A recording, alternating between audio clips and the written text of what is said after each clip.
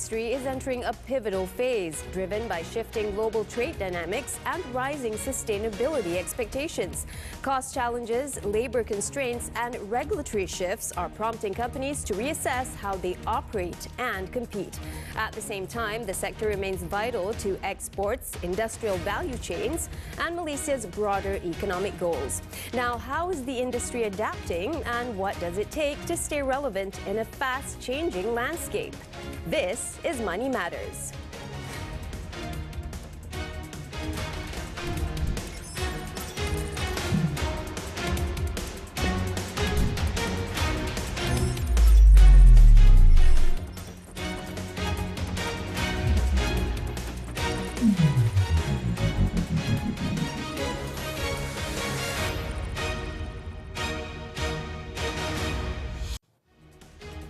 Hello there and good evening. You're tuned into TV3, which is also available for you to stream on Tuntun.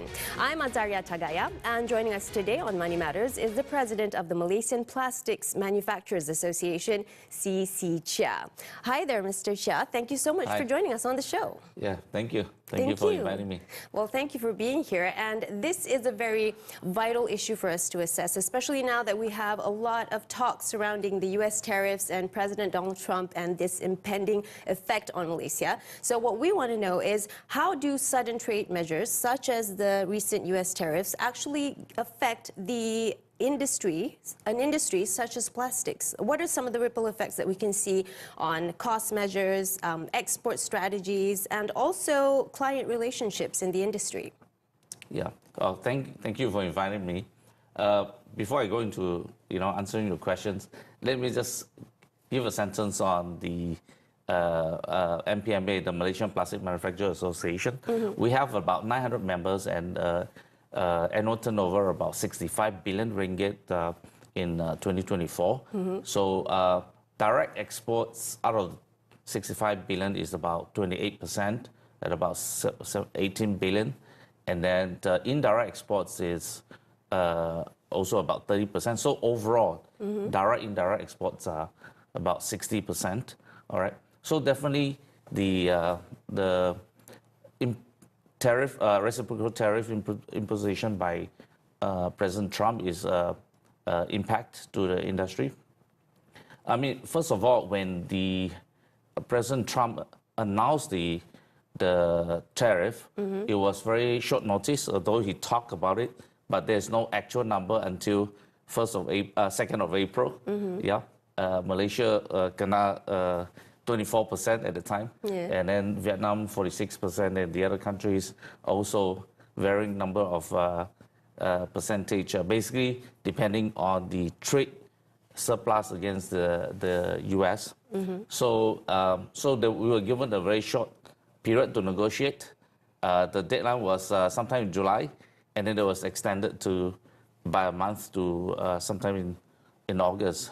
So when this kind of announcement is very disruptive. You can see that the financial markets took a nosedive right after that announcement. And then because of the disruptions means that uncertainties, and uncertainties means businesses will hold back. They do not know what to do. They hold back in their purchases of raw materials, investments, and all this. So that is very bad for businesses. And of course, whether you are an exporter or you are not an exporter, your business will be impacted. For the exporters who are exporting to the U.S., they are of course facing more disruptions. Their exports may be told by the customers to be held back, the shipment to be held back, or to actually double up, ship more, and all this. And those goods that's arriving in U.S. shores that suddenly face a higher tariff, there will be, sometimes importer may not want to take up the goods if you haven't received payments, So those are the challenges that exporters will face.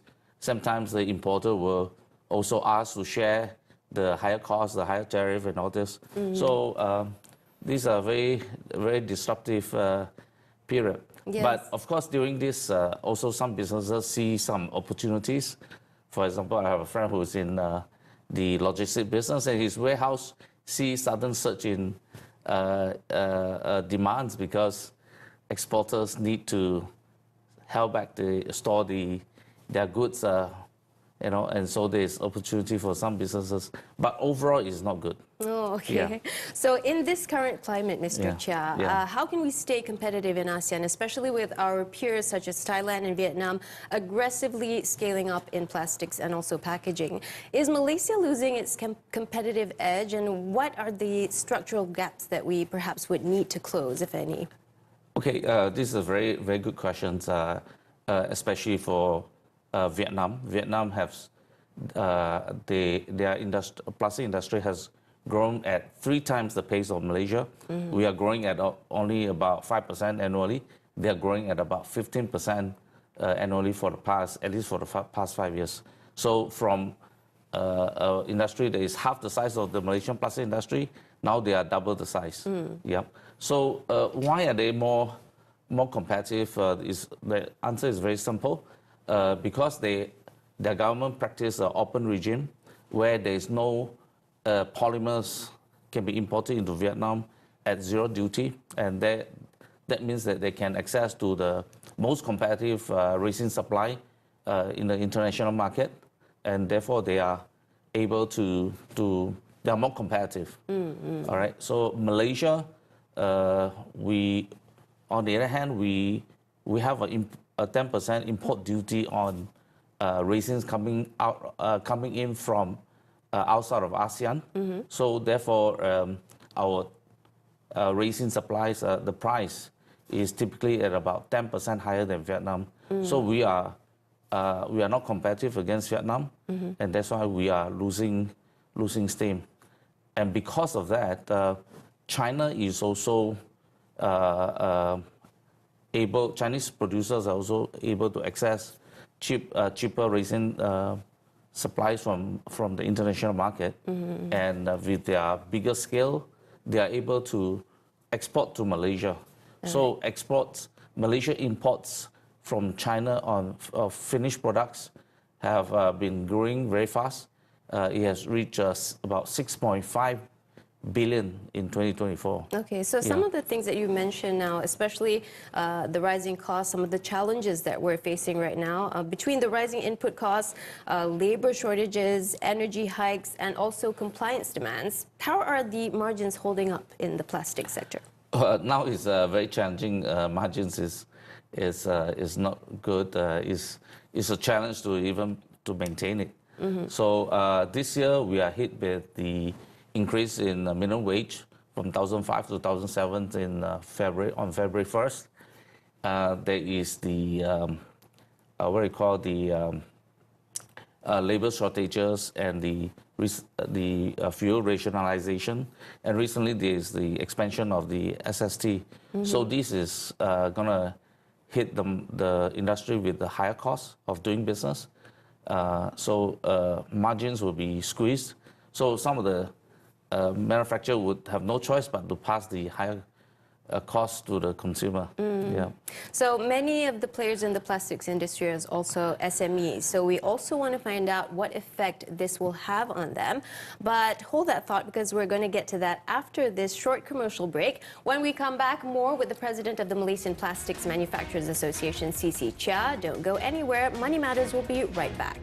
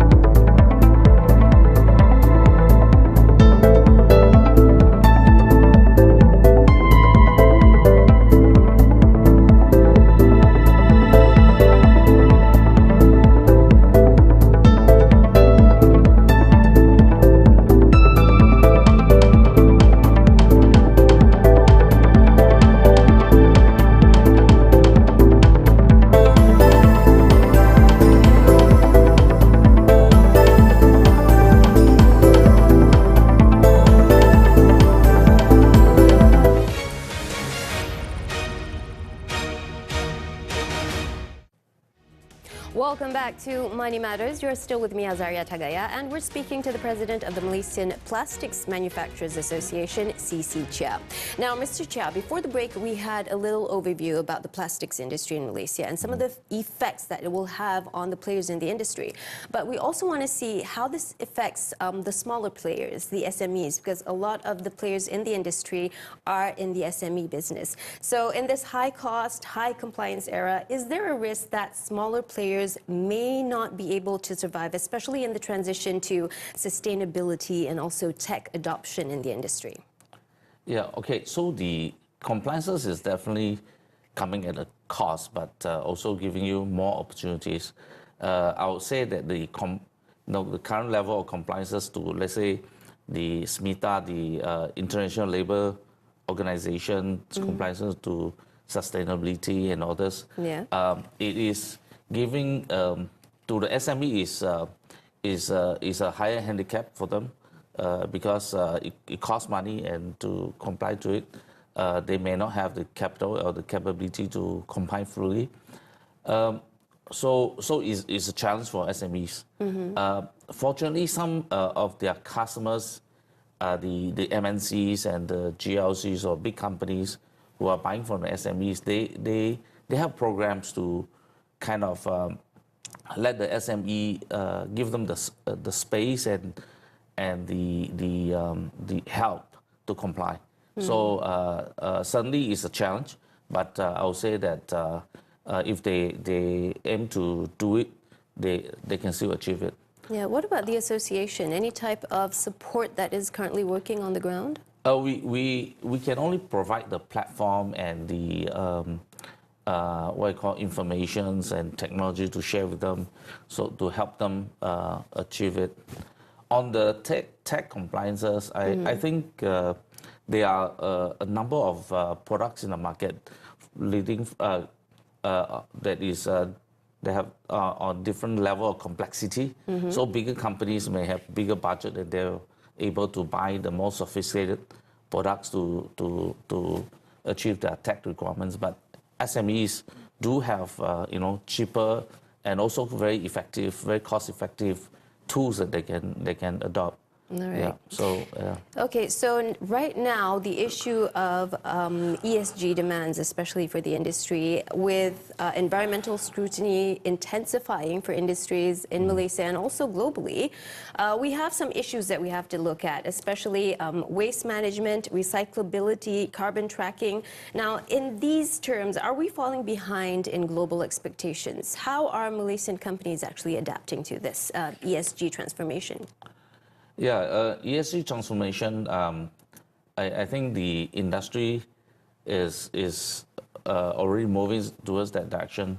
But I would say that the waste management is not only the responsibility of the industry. I think waste management is the whole country would have to do it. So I think especially the government have to take the leadership in improving our waste management system, which is currently, I would say, is broken. But it's good to see that our KPKT Minister, YB Ngakoming, has launched the Malaysian Waste Management Blueprint sometime earlier this year. And hopefully with that, and with his leadership, I hope he can drive to a more implementation of a good solid waste management system. So we already have a very good law, which is waste management law, which is the Act 672, Waste Management and Cleansing Act. In there are regulations on the segregation at source. So I hope that the government can implement segregation at source, because if you want to have a good waste management system, you must segregate the recyclable from the other non-recyclable waste. So with such segregation initiated in every household and every business, then recyclable material can be segregated, collected, and sent to the waste recycling facilities for recycling. So that is, to me, very important, and I'm very hopeful that the government can enforce this. yeah, and so that we can improve our waste management system. Yeah. Okay, so we are hearing a lot about the realities of circular economy and also our circular economy goals. Yeah. So when we look at this topic, how much of Malaysia's plastics output is actually recyclable, reusable, and also recovered? And what are some of the bottlenecks for us to sort of close this loop? Okay, so thermoplastics that is recyclable, they are basically two broad categories. The first one is rigid plastic. So these are like your mineral water bottles, your shampoo bottles and all this. They can be easily collected and recycled. For example, PET bottle, which is a mineral water bottle, their recycling rate in Europe has exceeded 70% for many years, since many years ago, maybe 10 years ago or not. So now it will be even higher. And Malaysia is not far behind in that. Shampoo bottles, all these are collected and recycled very widely in Malaysia. The more challenging part are the flexibles. These are the plastic bags, the stretch films and wrapping film, food packaging. These are more challenging. So like for wrapping film, the recycling rate is also very good. I think the supermarkets are collecting it, the businesses are collecting it. So they are collected by private collectors for recycling. So the most challenging part are the food packaging, the multi-layered food packaging. It could be 3 or 4 materials in a very thin film for like your wrapping the cookies and all these things. So those materials are more challenging because of the lightweight. So the plastic industry and the global plastic sector is driving the industry, working with brand owners, we are driving the industry to use mono materials. That means instead of using packaging that is 3 or 4 materials in one, it's very difficult it's almost impossible to segregate them to recycle. So we are driving towards a mono material. All right, that will facilitates the recycling. All right. Yeah. Well, Mr. Cha, it's time for us to go for another short break. Okay. When we come back, more with the Malaysian Plastics Manufacturers Association. Don't go anywhere.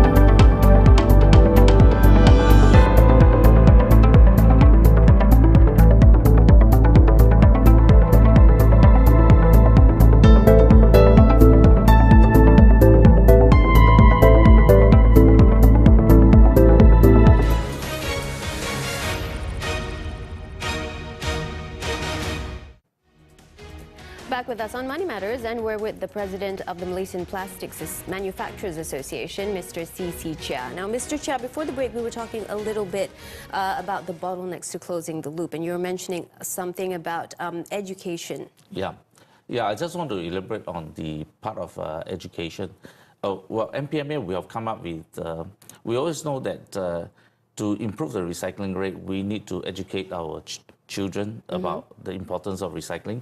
So MPMA, we have invested in a green truck, a truck where we put a recycling machine on the truck, and so you can put recycled material and make the material and mold into a part like a headphone holder.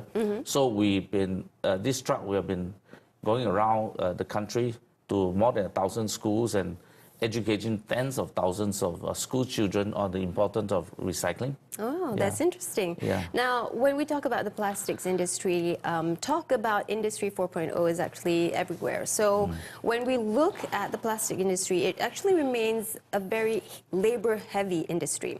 So when we talk about automation, are manufacturers in Malaysia actually investing in automation, or is this shift largely still aspirational instead of a reality?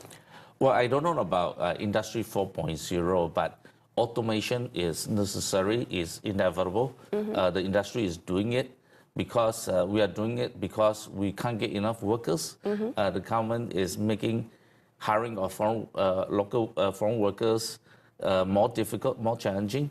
Local workers, as you know, prefer to work in a more cozy environment, less the 3Ds environment. So it is necessary for the industry to move towards, to adopt automation, to invest in automation and digitization. So we are very happy that the government have been extending a lot of helps in this area, including grants, incentive, tax allowances. So companies are investing in it. So it's something is happening. All right. Now let's look at how the industry fits into new policies. So when we look at Malaysia's new Industrial Master Plan 2030, where does the plastics industry actually fit into key value chains, especially when we look at high growth sectors such as medical devices and EVs and whatnot? Well, the plastic industry is an enabler to many of these sectors that is very important to the Malaysian economy and to Malaysian exports. For example, the electrical and electronic products, a lot of these products contain plastics components, including automotive, including EVs, medical products, solar panels and all this. So we are the enabler to this sector, and we are the key supply chain to this sector. So I think as long as they strive, I think the Malaysian plastic sector should strive as well. All right, wonderful. Now, looking ahead and how we define success for the plastics industry.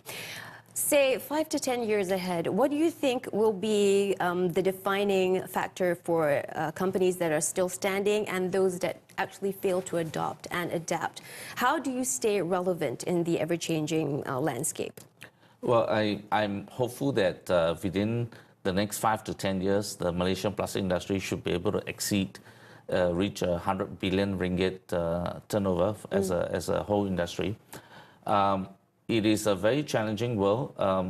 My biggest concern is definitely on the Malaysians' competitiveness in the plastic sector. With there's a misalignment between import tariff on plastic products and plastic resin. Zero tariff on plastic products coming up from China, whereas there is a 10% import tariff on plastic resin. So because of this misalignment, is hampering our competitiveness. So the Malaysian, especially the SMEs, will face a competitive challenge from plastic products from China. All right. So that is our number one fear, and we are very hopeful that the government and the upstream petrochemical industry can, we can sit down together to try this out, address the elephant in the room, and hopefully the tariff can be aligned, bring down to zero so that we can be more competitive. I think that would be number one. The number two is to the industry need to drive towards net zero by 2050. I think that is very important so that we can be competitive in terms of the sustainability part, with lower carbon footprint and all this. So that is, and I'm very happy to say that the new electricity tariff introduced by the government that is effective 1st July is addressing that. So the tariff is addressing the where the tariffs are more market-driven, and it supports the industry to drive towards more energy efficient. Yeah. So I think, and then to also drive towards more green energy, the use of more green energy. Yeah. So I think that will be able to help us to achieve net zero by 2050. So that is the second most important thing. The third one would be like we talked about earlier, is to improve the waste management system. I'm very hopeful that there is an INC, Intergovernmental Negotiation Committee in the United Nations to negotiate, and hopefully 100 over countries will be able to sign a binding agreement to improve each country's waste management system. That will help address plastic pollution issue. Plastic is a very essential product, very good product, very innovative product, but if littered into the environment, it can cause pollution. So we hope that with the signing of the binding agreement, we can address the plastic pollution issue. All right. Yeah. Now, hopefully, and we hope to see that in the future as well. Yes, yes. Well, thank you so much, Mr. Shah, for sharing with us today on Money Matters about the plastics industry. It's been a pleasure having you on the show. Yeah, thank you. Thank you. Thank you. Well, that was C.C. Chia, the president of the Malaysian Plastics Manufacturers Association, with us on Money Matters. And you've been with us on Money Matters for the past half hour as well. Thank you so much for watching. And if you missed any part of today's show, you can always catch up with us on Tuntun. I'm Azaria Tagaya. Thank you so much for watching and have a great weekend.